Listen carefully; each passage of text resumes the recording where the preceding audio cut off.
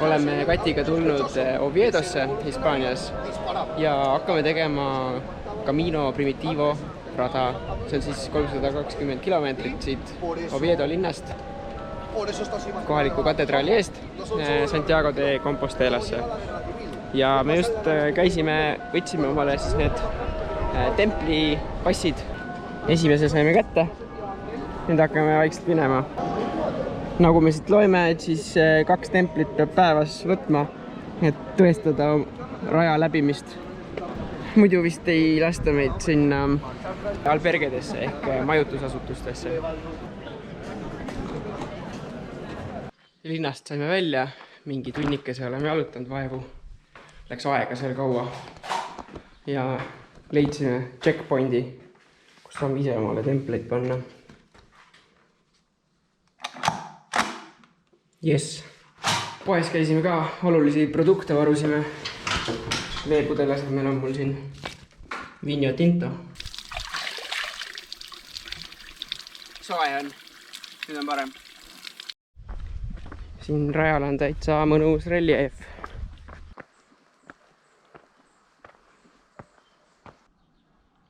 Teine hommik on käes. Selles majakeses ööbisime. Eile tegime siis lühema päeva jalutuse mõttes, sest me alustasime hilja.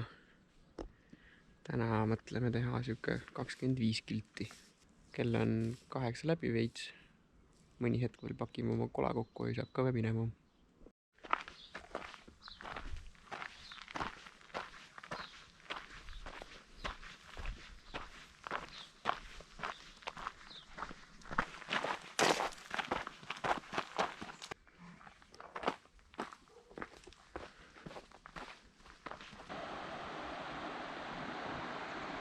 Väga ilus koht, suur lai jõgi ja mäenõlv kõrval, puhas läbipaistev vesi ja maaliline raudtee.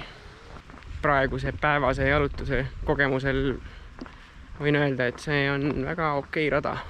Et siin on ilusat loodust ja toredaid vaateid ja siin on ka tõuse, et ei ole ainult tasane kõmpimine. Et väga mõnus on. Siin jões peaks lõhe olema, aga õngesi meil kaasas pole, nii et söögi peame ikka poest ostma.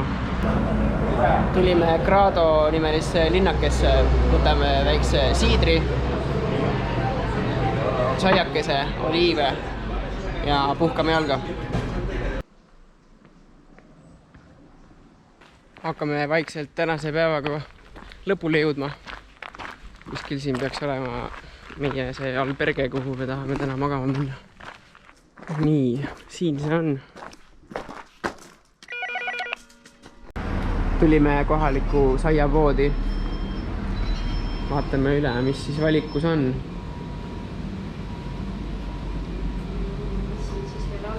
No neid on meil väga vaja. Need on need kohalikud asjad. 3. päeva hommik on käes.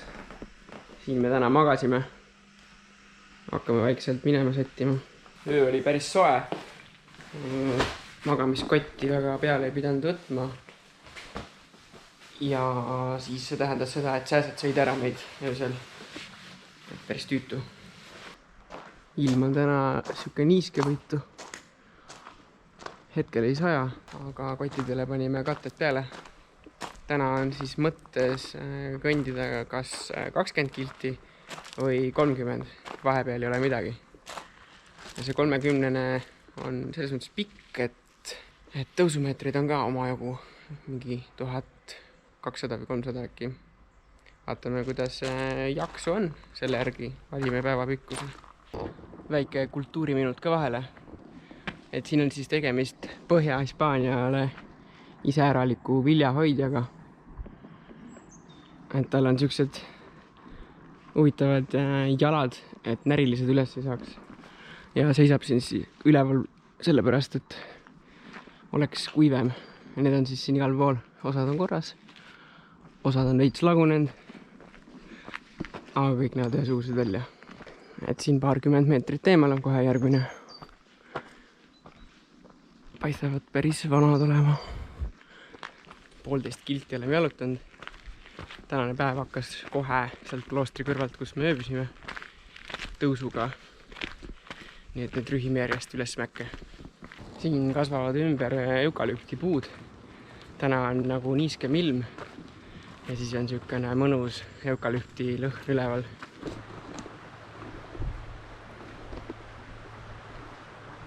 Oleme Salas nimelises linnas. Hästi ilus vana linnake on. Siia me ei jää, me lähme siit edasi. Käidud on mingisugune 11 kilti. Oleme täna pausitanud kõvasti. Teeme vist üldse lühemalt, et lõpetame 20 peal. Järgmisi päevi korrigeerime selle arvelt. Ostsin omale apteegist uued kõrvatropid. Eelmise kaotasin kuidagi ära. Aga jõudsime apteegist ainult 5 meetrit kaugemale, et kerge raadler teha. Tänase päeva lõpetame La Espina linnakeses siin majas. 4. päev jalutamist on kätte jõudnud. Hommik on jahe, udune, niiske ja tegelikult vist tulevad kõik järgmised päevad sellised, kui nüüd prognoosi uskuda. Pigem on siuke sambune, et ei ole väga päikseline.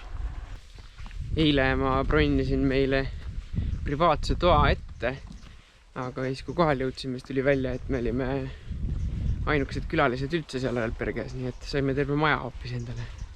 Elu maal.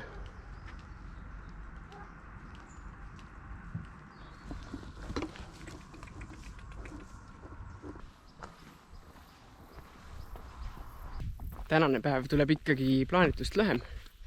Mitte sellepärast, et me ei jõua või ei tahaks kõndida, vaid sellepärast, et see koht, kuhu ma tahtsin minna, ma hakkasin neid läbi helistama, uurima ja need on kõik täis pupitud juba ette. Mis oli natuke üllatav mu jaoks, sest viimati me olime kohas, kus me olime üksi ja seal oli veel majutusi, mis olid suht tühjad.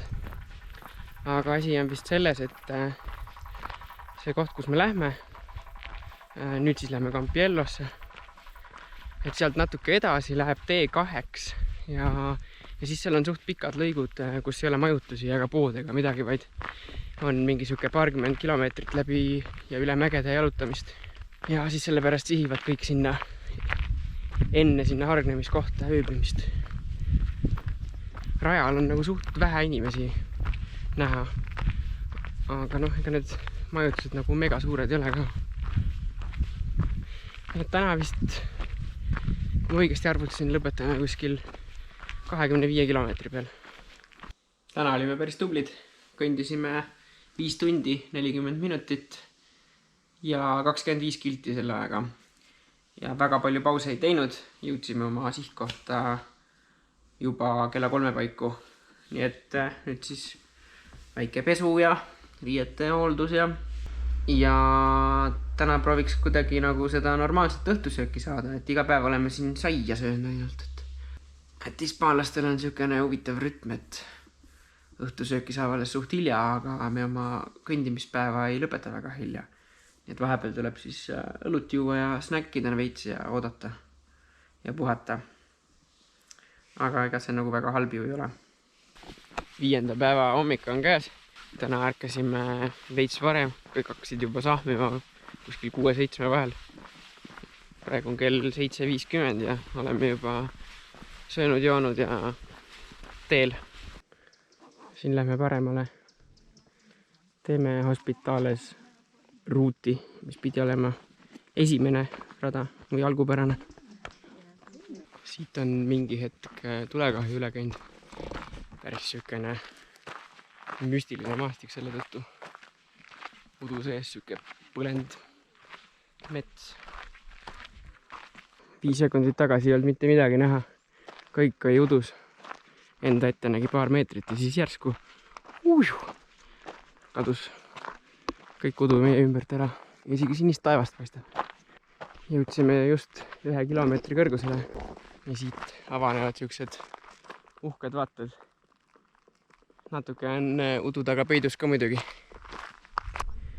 Hobustel on siin õige mõnus elukeskkond.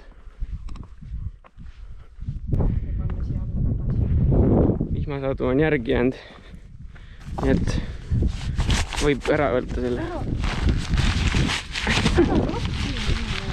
Võtse kahti kätt. Davai.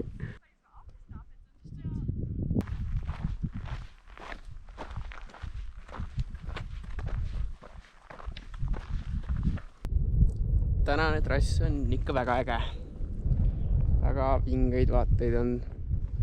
Ükskõik kuhu pilgu heidad. Suurim tänane kõrgus on saavutatud. Siit lähme pigem allapoole trendis. Allaminek on täitsa vahva.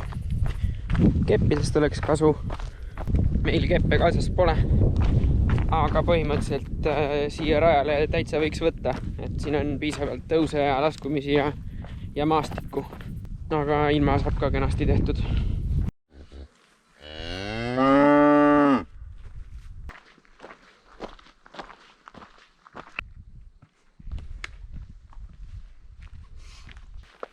Päeva algus oli pigem jahe ja sombune.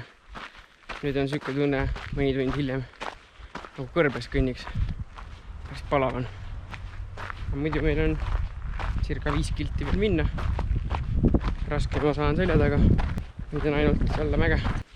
Hakkame tasapisi jõudma Pertucedosse. Meie tänane lõppsihtkoht.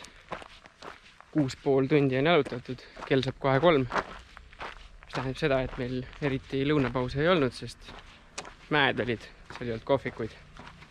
Ma arvan, et üsna tubli päev. Kohe saab selgeks, kas siia öömaja ka saab. Alustasime oma 6. jalutamise päevaga. Hommik on nagu ikka vihmane ja märg ja udune. Täna peaks meid ees ootama pikk järsk laskumine ja siis siukene mõnus lauge tõus. Ilm on tröstitu. Mitu tundi pärast alustamist kõik aeg on sadanud. Nüüd oleme me siin selle järsu laskumise peal. Siin tuleb kokku vist laskuda üle 1000 meetri. Probleeme on meil ka. Kati põlv teeb valu. Tal on keeruline liikuda. Peab võib-olla isegi katkestamisplaane pidama. Aga vaatame, kuidas arengud on. Proovime siis niimoodi Kati koormat leevendada. Raskus ei ole suur, aga ma ei näe, kuhu ma astun. Laskumisel see natuke on probleem, aga elab üle. Seal all on veereservuaar ja tamm. Pilvepiirist allpool on õnneks selge. Ilusaid vaateid saab näha. Natuke soojem on ka. Mitu tundi vihma, lõpuks tuli mul jopest ka läbi. Kui me siit künkast nüüd siis alla jõuame, sinna sõiduteele jõuame tammi juurde, ehk siis peab edasi vaatama ja mõtlema, et kas Kati saab kõndida või ei saa. Kas tõmbame kogu jalutuskäigule cancel või teeme täna lühemalt.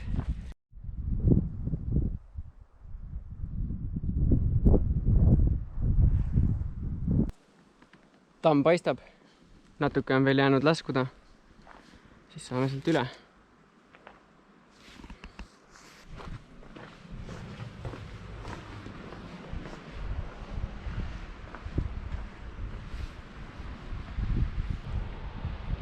Sihuke rajatis siis. See on siis reservuaari täitunud pool. Ja teiselt poolt on siis selline.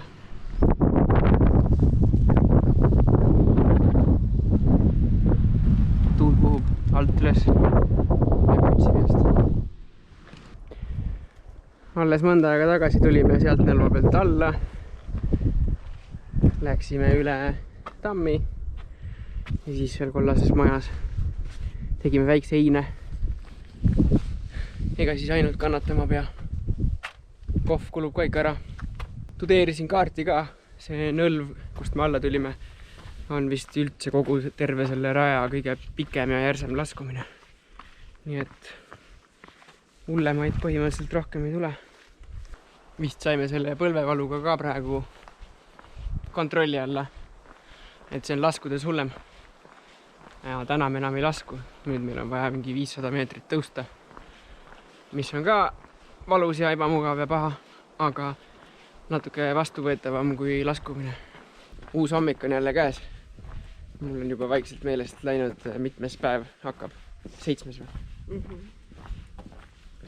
Ei tule väga pikk päev, sellepärast et majutustega peab valima, kas 20 kilomeeter, 23 või 47. No see on 47 on nagu palju. Võtame siis 23. Hommik on täna vähemalt kuiv, aga päris jahe on. Pakun mingi 12-13 kraadi. Asjad ära ja kuiv on nagu ikka sellise ilmaga. Nii et sokid läksid merjalt jalga. Aga küll nad jalas ära kuivavad.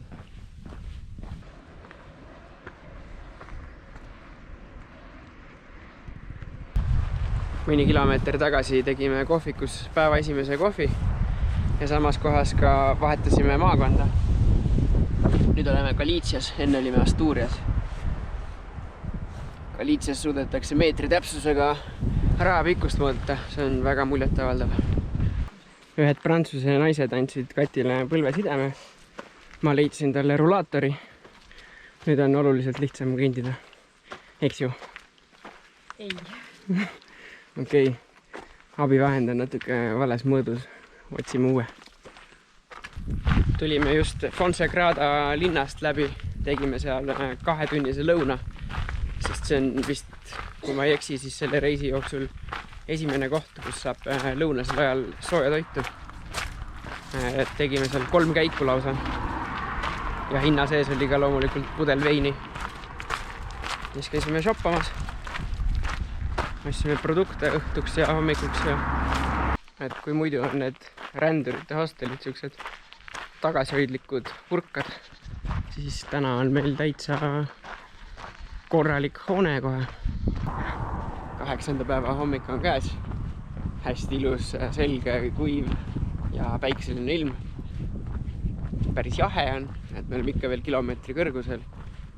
Praegu on umbes 10-11 kraadi. Täna juba siis lõpetame plaanide järgi 600 meetri kõrgusel ja siis juba on allpool ja hakkab olema üsna tasane. Täna on veel üks viimastest sellistest mägistest etappidest, kus siukest maastikku alles on. Eemal näeme, et tuulegeneraatorid on siin igal pool.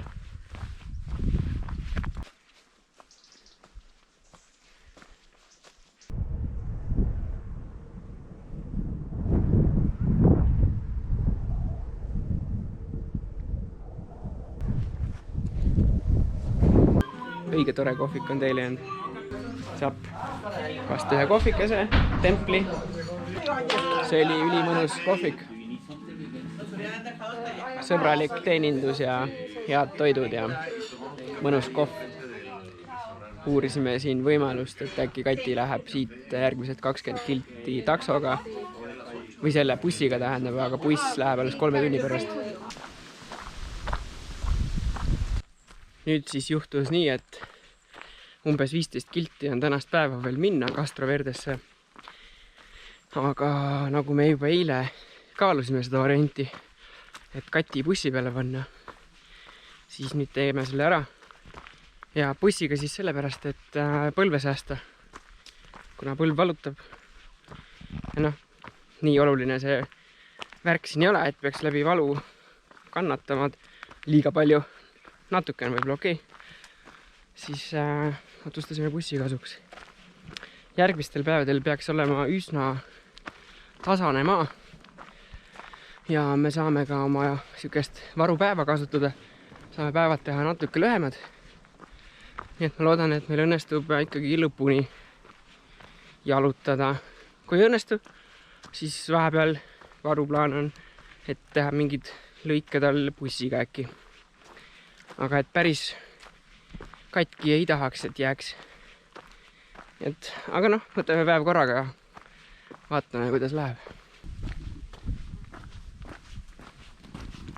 Kui ma nüüd ei eksi, siis see peaks olema tänane ööbimispleis, kus Kati peaks juba ees ootama. Uus päev on jälle käes. Vist 9. Hommik on vihmane ja jahe, nagu ikka.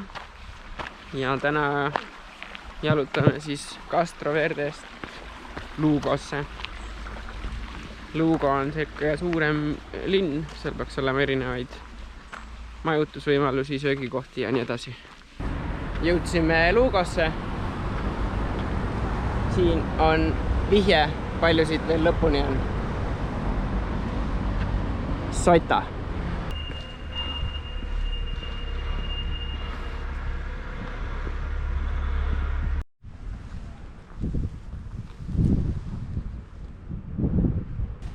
Uue päeva hommik on jälle käes. Lugo linnas oleme. See on väga ilus ajalooline linn. Siin võiks täitsa ringi vaadata. Eile me seda loomulikult ei teinud, sest kes ikka tahab kõndida pärast seda, kui on juba 9 päeva kõnditud. Et kui Eestis oli eile mingisugune 25 kraadi sooja, siis meil on 9. Ja vihma sajab. Ja tuul puhub. Et veits trööstitud on. Trass on ka nüüd igavapoolne juba eile enne Lugot. Et nii kui mäestik ära lõpeb, siis on niisugune suhteliselt tasane, mingid külavaheteed. Praegu ka kõnnime siin mingisuguse väiksema maantee ääres. Ja nii on põhimõtteliselt viimased 100+ kilomeetrit. 11. päeva hommik on käes. Eile oli päris kehvake ilm. Väga palju kaadreid ei teinud, sellepärast et päev otsa sadas ja külm oli. Ja isegi kaamera suri ära. Siit, kust me praegu stardime tasapisi, on minna 73 kilti lõpuni. Praegune plaan on, mida me oleme korduvalt ringi teinud, see, et täna umbes 25, homme 27 ja siis esmaspäeval umbes 20. Kuna 6 tundi eile sadas, siis asjad on suht märjad. Et ega nad selle poole päevaga nendes kesistes tingimustes eriti ära ei kuiva. Aga kuivemaks sai. Mu jalanud näiteks on enam-vähem täitsa kuivaks saanud ööga, mis on hea tulemus. Nii et kiidan Decathloni maastikujooksu tosse. Loomapidamine on siin au sees, me oleme ikkagi maal. Mu positiivseks üllatuseks on natuke veel viimastesse päevadesse siin ka mäevaateid. Pisut küll udune on, aga tegelikult on väga ilus. Mõnus avar. Hästi tuulevaikne on praegu. Pilved on muidugi madalal. Mõnus. Järgmise positiivse üllatusena on päike välja tulnud. Kohe mõnusam olla. Siin on ühed isekad palverändurid, kes ei anna meile ruumi. Oleme Melide linnas ja siin paarkümmend meetrit tagasi oli see koht, kus ristuvad Primitivo ja siis Prantsuse rada. Nii et tervitused siinkohal Laurale, kes mõned aastad tagasi vist Prantsuse rada läbis, et siin ta on siis juba nüüd käinud.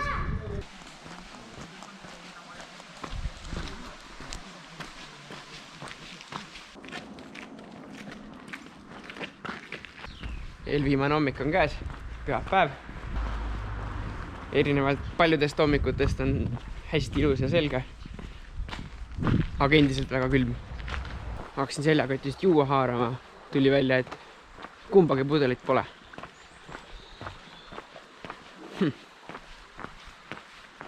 Arusaamatu.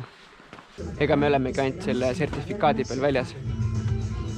Kuulsime, et neid raamatuid saab täidetuna isegi osta. Päris huvitav äri. Kuna ma veepudelid maha unustasin eelmisesse kohta, siis meil ei ole muud valikut kui õlut juua. Täna on siis meie viimane ööbimine rajal. Mõtlesime, et kasutame võimalust ja oleme munitsipaalalberges ehk siis selles riiklikus majutusasutuses palveränduritele. Näitan siis, milline see välja näeb. O.B. Truuso oma. Siia pannakse inimesed nagu kilud ritta. Me saime siis siin nüüd narikese omale alumise ja ülemise koha. Siuke ta on. Maksab 10 eurot voodikoht.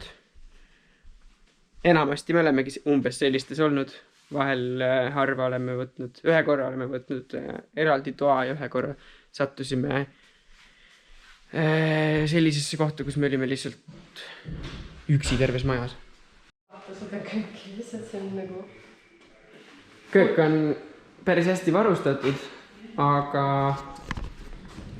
siiani, jah, täpselt on Galiitsias olnud see värk, et köök on väga äge, kõik on olemas. Aga mida ei ole, on potid, pannid, noad, taldrikud. Nii et köök on kasutu. See on päris naljakas muidugi. Keegi on jätnud. See on plastikust. Ja. Ma arvan, et nüüd on õige hetk, et üle vaadata, mis varustus meil kaasas on. Katil on 30-liitrine Decathloni kott.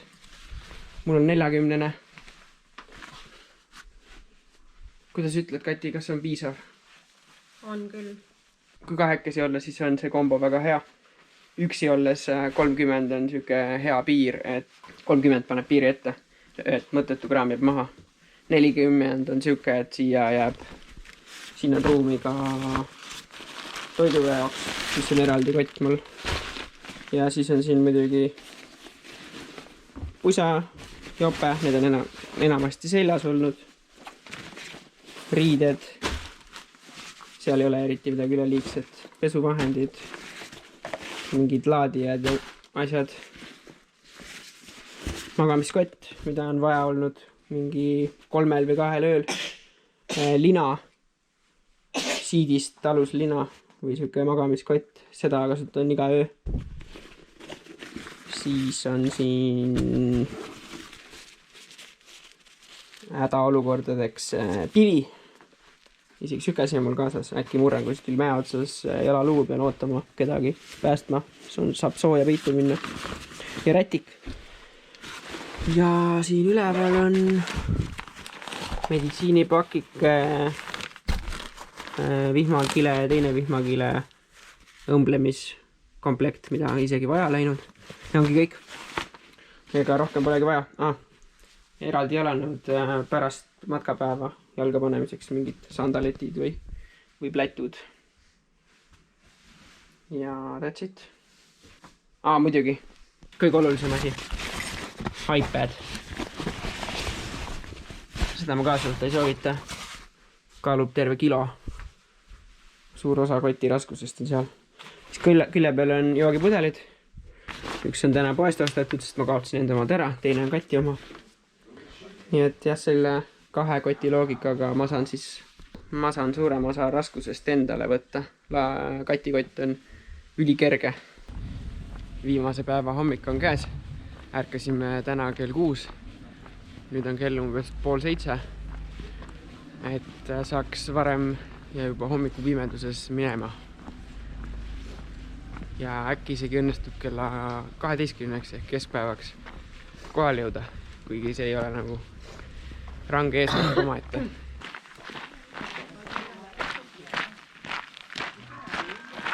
Päevavalgus on vahepeal kätte jõudnud. Käisime kohvikus hommikus söömas ja seal alberges seda ei teinud, sealt tulime kohe ära. Ja siit on veel mingi 9 minna. Oleme Santiago de Compostelas ja kohe varsti oleme seal katedraali ees platsi peal ja meie finišipaigas.